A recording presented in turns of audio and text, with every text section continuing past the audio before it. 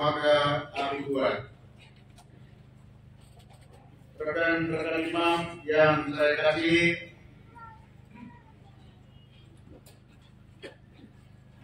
para suster, bruder, keluarga dari imam baru yang saya kasihi, umat beriman yang terkasih dan yang kita bahagiakan, Father Cody yang berbahagia. Mencatat, hai anakku, jika hatimu bijak, hatiku juga bersukacita. Hai anakku, dengarkanlah dan jadilah bijak. Tujukanlah hatimu ke jalan yang benar. Belilah kebenaran dan jangan menjualnya. Demikian juga dengan hikmah, didikan dan pengertian. Ayah seorang yang benar akan bersorak-sorak. Orang yang mempunyai anak yang bijak dan akan bersukacita dengan dia. Biarlah ayahmu dan ibumu bersukacita. Biarlah bersukaria dia yang melahirkan engkau. Hai anakku, berilah hatimu kepadaku. Biarlah matamu senang dengan jalan-jalanku. Dan kita berilah hatimu kepadaku. Mengapa hati yang harus diberi? Hati menjadi pusat yang dituju oleh kitab Amsal tadi. Sebab hati dapat menjadi sumber berkat dan anugerah bagi hidup manusia. Hati menjadi pusat pengertian, pusat pikiran dan sumber pengambilan keputusan. Hati yang terbuka telah membingkai hidup sang pencari hikmat untuk senantiasa berada di jalan yang bijak dan benar, di dalam didikan, di dalam hikmat dan pengertian, yang tentu saja mendatangkan sukacita dalam keluarga sebagai sumber hikmat, di mana hati anak untuk pertama kalinya dibentuk oleh kebijaksanaan dan kasih sayang yang diturunkan oleh ayah dan ibu. Jubilaris yang berbahagia, seorang imam adalah kebanggaan dan persembahan terbaik keluarga. Dan serentak pula, keluarga adalah kekuatan bagi seorang imam. Jubilaris kita imam baru, Pater Fodi, memilih moto dari surat kedua Rasul Paulus kepada jemaat Korintus. Jika aku lemah, maka aku kuat. Penuh. Sang jubilaris memilih moto ini dengan berangkat dari sebuah pergulatan hidup selama masa formasinya. Sang jubilaris tentu sudah merenung dan merefleksikannya secara mendalam selama hari-hari masa pembentukan dan terutama pada saat-saat harus mengambil keputusan akhir. Sang jubilaris coba mempersonifikasikan dirinya dengan Paulus yang merasa diri sukses dalam seluruh karya pastoralnya sebagai seorang Rasul Kristus. Namun serentak pula, Paulus menyadari bahwa hal itu tidaklah pantas baginya untuk bermegah.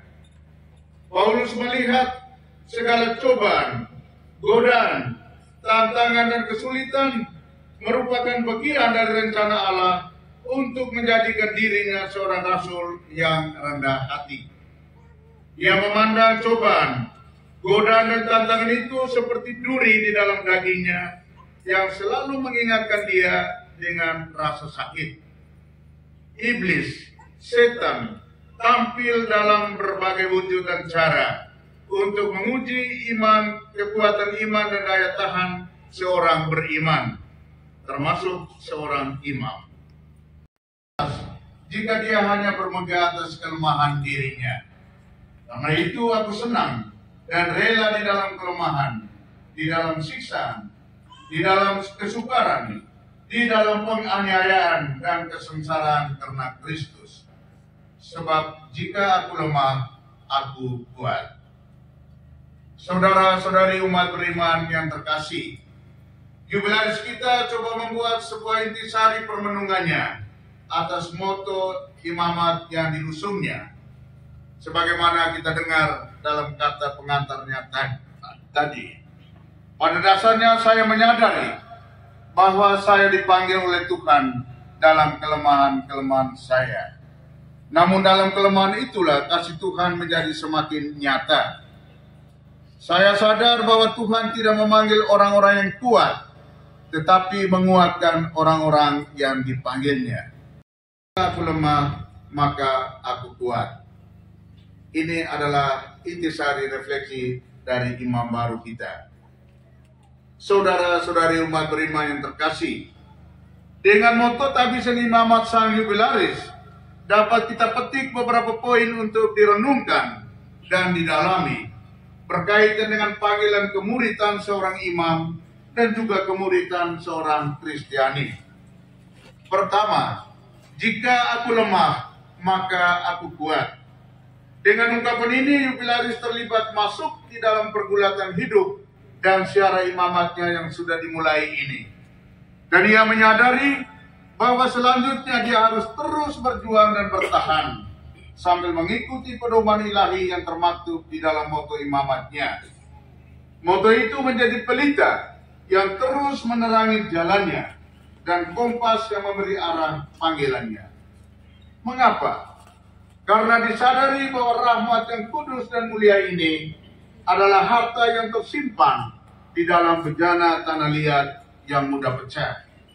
Untuk menjaga dan merawatnya, sang jubilaris hendaknya dalam segala kerendahan hati selalu berdoa, Tuhan, anugerahkanlah hamba yang lemah ini kemampuan untuk mendengarkan dan melakukan kehendak-Mu. Sebab hanya dengan telinga seorang yang rendah hati dapat mendengarkan suara Tuhan yang datang melalui sesama, alam, dan peristiwa-peristiwa hidup. Orang-orang yang dijumpai dan dilayani bisa muncul dalam aneka wajah dan hati yang bervariasi. Orang-orang itu bisa saja orang-orang yang baik, akrab, menyenangkan, dan tulus hati. Tetapi bisa juga Tuhan berbicara melalui orang-orang yang tidak baik dalam tanda kutip. Mungkin orang yang suka sinis dan bicaranya tidak bisa dipegang. Atau dalam bahasa bapak dan mamanya Pater Fodi, au monggo, gode-gode. Orang yang kata-katanya sulit dipegang. Namun janganlah menolak orang-orang yang dianggap tidak berjalan bersamamu, yang dianggap au monggo gode-gode ini. Tetapi hendaknya mendengarkan mereka juga. Sebab dengan demikian jubilaris dapat mengasah dan mendewasakan disiplin panggilanmu dari waktu ke waktu. Sebab melalui mereka juga dapat saja Tuhan berbicara agar imamatmu semakin dimatangkan. Bahasa Paulus tadi, Tuhan memberi duri di dalam dagingnya. Ada nasihat seorang imam yang sudah tua dan sepuh dalam imamatnya. Dia bilang begini, rahmat tabisan tidak mengubah sifat dasar manusiawi seorang imam. Rahmat tabisan mengembangkan sifat dasar itu menjadi lebih baik. Di titik ini, jubilaris perlu terus berjuang dan berusaha bersama Tuhan untuk mengembangkan kemampuan-kemampuan dasar manusiawi itu, sehingga dapat menjadi sarana efektif di dalam karya pastoral dan penyebaran kabar sukacita Injil kepada semua orang. Kedua, ungkapan jika aku lemah maka aku kuat. Sang jubilaris menyadari bahwa tugas seorang imam adalah menghadirkan misteri dan daya ilahi yang menyelamatkan dan menguatkan. Untuk bisa sampai pada tahap ini, seorang imam harus membangun sikap rendah hati di hadapan Allah. Sebab tanpa kerendahan hati, rahmat Allah tetap berada di luar pintu hati kita. Namun berkat kerendahan hatinya, seorang imam telah boleh mengambil bagian di dalam imamat Kristus. Dalam kerendahan hati itulah seorang imam diangkat untuk menjadi nabi yang mewartakan kabar sukacita keselamatan, mewartakan nilai-nilai kebenaran, keadilan, dan perdamaian. di dalam kerendahan hatinya seorang imam dikaruniai jabatan untuk memimpin sebagai seorang raja, imamat rajawi. Rahmat panggilan suci ini. Sang Yudaris yang terkasih, Ekaristi sungguh menjadi sumber dan kekuatan secara imamatmu. Ekaristi menjadi imamat, menjadikan imamat semakin berarti dan menjadi milik semua orang. Ekaristi menjadi perayaan dan media perjumpaan antara Allah dan manusia yang saling merindu dalam kasih. Seperti Daud dalam Mazmur berkata, seperti rusa yang merindukan sungai yang berair, demikian jiwaku merindukan Engkau, ya Allah. Ketiga, imamat merupakan panggilan untuk menjadi ibu sang sabda. Yudaris kita memilih bacaan ini dari Injil Lukas bab 1 ayat 39 sampai 56. Kunjungan Maria kepada Elizabeth saudarinya. Berarti Bunda Maria dijadikan model panggilan sang Yudaris untuk menapaki jejak-jejak imamat yang kelak. Cukup beralasan jika sang Yudaris memilih Maria sebagai model panggilan imamatnya. Mengapa? Sebab Maria adalah murid Tuhan yang pertama yang mendengarkan dan melaksanakan firman-Nya dengan baik, taat dan setia. Dalam Roh Kudus yang mengakhiri, melahirkan dan merawat sang sabda, serta menghidupi pesan sabda itu dalam seluruh hidupnya hingga di kaki salib. Menarik untuk direnungkan lebih lanjut adalah tindakan Maria setelah menerima tugas panggilan dari Allah. Ia pergi mengatakan sukacita itu kepada saudaranya Elizabeth. Begitulah kiranya panggilan dan rahmat imamat yang diterima oleh seorang imam, tidak terkecuali sang Yudaris kita, harus diwatakannya kepada sesama di mana saja. Apakah sebuah kebetulan bahwa sang Yudaris dipenuhi dan diutus oleh Bunda Serikat ke tanah misi pada Kuwait? Kiranya itu bukan sebuah kebetulan, itu sebuah rencana dan rancangan dari Allah sendiri. Maka sang Yudaris, belajarlah dari Maria di dalam karya perutusanmu. Di sana bukan dirimu yang diwartakan agar mendapat pujian dan kemuliaan, melainkan berbuatlah seperti Bunda Maria. Ketika berjumpa dengan saudarinya Elizabeth, dia justru mengadakan pujian untuk memuliakan Tuhan. Jiwaku memuliakan Tuhan, dan hatiku bergembira karena Allah Juru Selamatku, sebab Ia telah memperhatikan kerendahan hamba-Nya. Maria mengajarkan seorang imam harus menjalankan tugas perutusannya untuk mengatakan kabar sukacita keselamatan bagi semua orang yang mendengarkannya. Sukacita itu akan berlimpah-limpah, bukan karena kehebatan seorang patroli yang bisa menyanyi dan memainkan piano, bukan karena penampilannya yang maco dan ganteng, melainkan di dalam rahimnya, di dalam hatinya, dirinya ada sang sabda. Maka setiap perjumpaan seorang beriman, apalagi seorang imam, mesti mampu menciptakan lonjakan-lonjakan kegirangan di dalam hati setiap orang yang dijumpainya. Menegaskan refleksi panggilan imamat ini, kiranya sang Yudaris mengingat kembali pesan usul Monsinyur Cyprianus Hormat pada hari Tabi Sang Diakonmu di Ledalero 3 Juni 2023. Terimalah Injil Kristus dan ibadat harian ini. Berusahalah dan resapkanlah apa yang Anda baca, Anda percaya. Yang Anda percaya, Anda ajarkan. Yang Anda ajarkan, Anda lakukan. Dan berdoalah demi kemuliaan Tuhan dan demi kepentingan gereja. Sang Yudaris adalah seorang imam Tuhan dalam terikat sabda Allah. Maka sudah pantas dan layaklah seperti Bunda Maria di dalam diri Yudaris, hendaknya sang sabda tetap berdiam dan berkarya.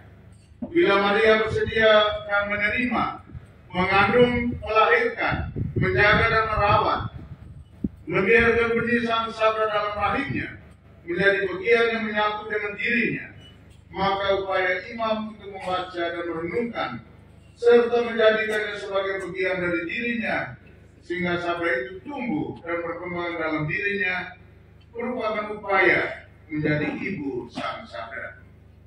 Sang Yubilaris yang berbahagia, perayaan syukur ini sebentar lagi akan berakhir. Masa-masa indah dan bulan madu imamatmu akan berakhir. Kamu akan segera beranjak ke tanah misi untuk menjalankan tugas perutusan Allah.